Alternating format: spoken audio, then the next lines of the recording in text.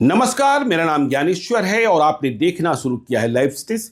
देखिए, बिहार मंत्रिपरिषद का विस्तार हुआ।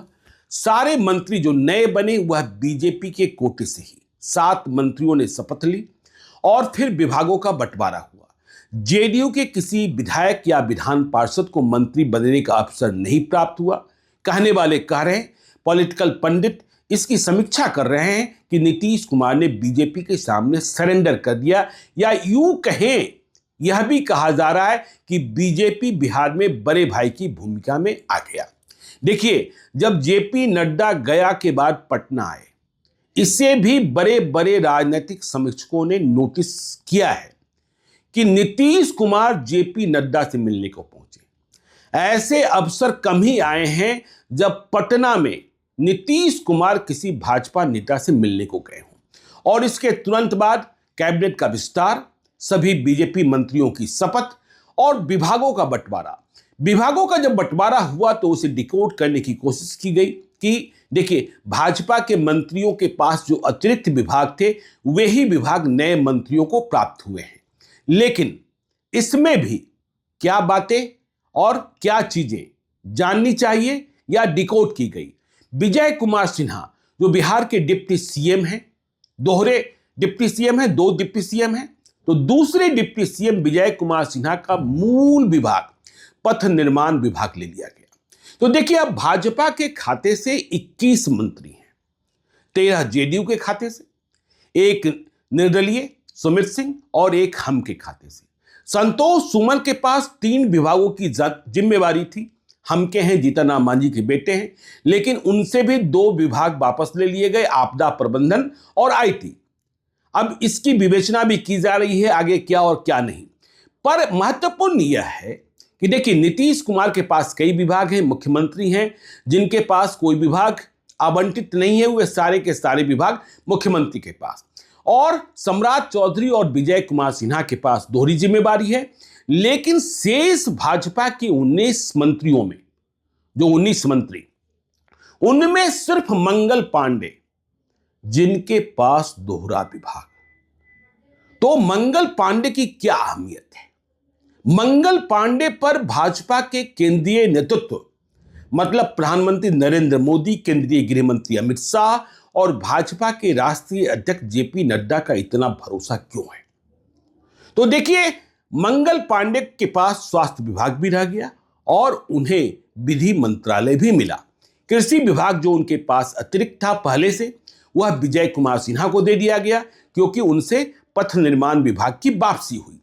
तो मंगल पांडे देखिए, भाजपा के वैसे नेताओं में हैं जो संगठन से आए, अखिल भारतीय विद्यार्थी परिषद से शुरुआत हुई है और कभी इधर उधर नहीं हुए।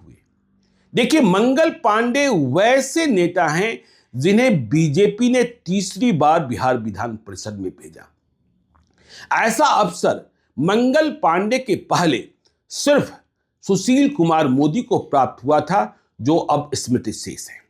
मंगल पांडे की भूमिका संगठन में, मंगल पांडे की भूमिका सरकार में और मंगल पांडे की भूमिका बिहार के जातीय समीकरण में भाजपा समझती है, ऐसा लगता है, इसलिए दोहरी जिम्मेवारी। देखिए, मंगल पांडे बंगाल के भाजपा के प्रभारी भी हैं। बंगाल वह प्रदेश जो सबसे कठिन प्रदेश है भाजपा के लिए, पर वहां लगातार मंगल पांडे को लगाकर रखा गया है ममता बनर्जी से लड़ने को, पहले हिमाचल प्रदेश में। तो मंगल पांडे, अब देखिए, नीतीश कुमार के सपनों को भी आपने देखा होगा, जब प्रगति यात्रा चल रही थी, लगातार जिलों में मेडिकल कॉलेज खोलने की घोषणा नीतीश कुमार कर रहे हैं और इसके लिए आधारभूत संरचना की तैयारी मंगल पांडे कर रहे हैं बिहार के स्वास्थ्य मंत्री की हैसियत से। देखिए, हम बार बार कहते रहते हैं कि देखिए, इंजीनियरिंग कॉलेजेस खोलने का जमाना चला गया। अब देश और दुनिया में इंजीनियर्स की डिमांड कम हुई है, इंजीनियरिंग कॉलेजेस बंद हो रहे हैं और बिहार सरकार इंजीनियरिंग कॉलेजेस खोलने में तेजी दिखा रही थी। पर नीतीश कुमार ने इस बात को समझा और यह माना कि नहीं, मेडिकल कॉलेजेस चाहिए। तो मंगल पांडे के साथ मिलकर नीतीश कुमार ने रोड मैप तैयार किया। अब इसे भी आपको समझना होगा, जो हमने कहा कि जातीय समीकरण। जातीय समीकरण मंगल पांडे ब्राह्मण हैं, सिवान से आते हैं और बिहार की राजनीति में ब्राह्मण बीजेपी के वोटर माने जाते हैं। तो बीजेपी के भीतर ब्राह्मण राजनीति में मंगल पांडे सबसे बड़े चेहरे हैं। और अब इधर के दिनों में जब प्रशांत किशोर ने बिहार की राजनीति शुरू की, जनसुराज पार्टी की स्थापना कर दी, प्रशांत किशोर भी ब्राह्मण है। आपको वह किस्सा भी याद है कि जगदानंद जो बिहार प्रदेश राजद के अध्यक्ष हैं, वे प्रशांत किशोर का परिचय ही प्रशांत किशोर पांडे के रूप में कराते हैं। तो बीजेपी को यह बात समझ में आई कि प्रशांत किशोर का अभ्युदय, अभी अभी आपने देखा कि सी वोटर सर्वे में तेजस्वी यादव और नीतीश कुमार के बाद प्रशांत किशोर सबसे पसंदीदा मुख्यमंत्री के चेहरे के तौर पर है। 15% लोग चाहते हैं कि प्रशांत किशोर बिहार के मुख्यमंत्री बने, 41% लोग तेजस्वी यादव के साथ, 18% नीतीश कुमार के साथ। तो ऐसे में देखिए भाजपा को मंगल पांडे की जरूरत, और लोग कहते भी हैं कि ब्राह्मणों के प्रति बहुत सॉफ्ट होते हैं, और मंगल पांडे संगठन के मामले में देखिए उनका दरवाजा हमेशा खुला होता है, सुबह 6 बजे बैठ जाते हैं। मंगल पांडे से मिलना जितना आसान है, बिहार में भाजपा के किसी और मंत्री से मिलना शायद उतना आसान नहीं है। तो मंगल पांडे की अहमियत को समझते हुए संगठन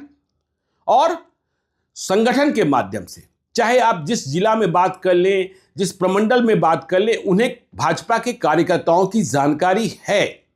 तो यही कारण है कि नरेंद्र मोदी, वैसे भी हम कहते हैं कि बिहार के कुछ ही भाजपा नेता हैं जिन्हें नरेंद्र मोदी, अमित शाह और जेपी नड्डा सीधे तौर पर जानते हैं। आप बिहार के सभी मंत्रियों के बारे में दावे के साथ नहीं कह सकते हैं कि उनके नाम को प्रत्यक्ष तौर पर, सीधे तौर पर तुरंत नरेंद्र मोदी और अमित शाह समझ लें, जान लें। परिचय देना होगा कि ये बिहार सरकार में मंत्री हैं, भाजपा के नेता हैं।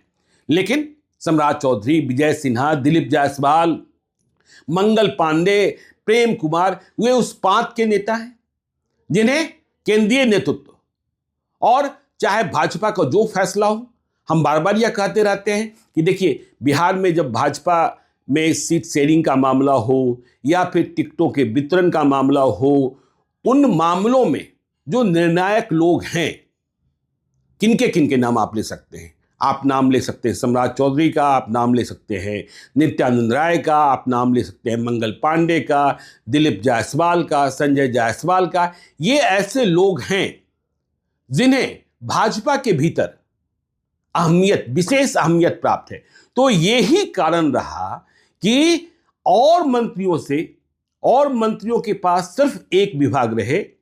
मैं उप मुख्यमंत्रियों की बात नहीं कर रहा, मुख्यमंत्री की बात नहीं कर रहा, पर मंगल पांडे को दोहरा विभाग, स्वास्थ्य विभाग बहुत ही महत्वपूर्ण विभाग है।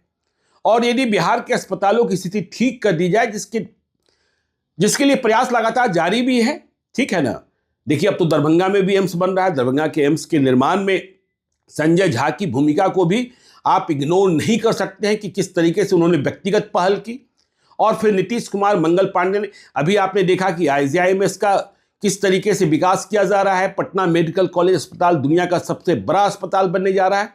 तो मंगल पांडे को विशेष कृपा मिली हुई है, और मंगल पांडे की उपयोगिता बिहार में भाजपा ने ठीक से समझा है।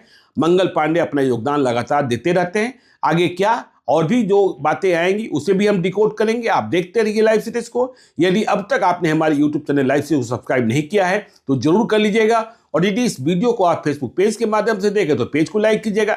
हैंडल एक्स पर भी हमें फॉलो कीजिए। धन्यवाद।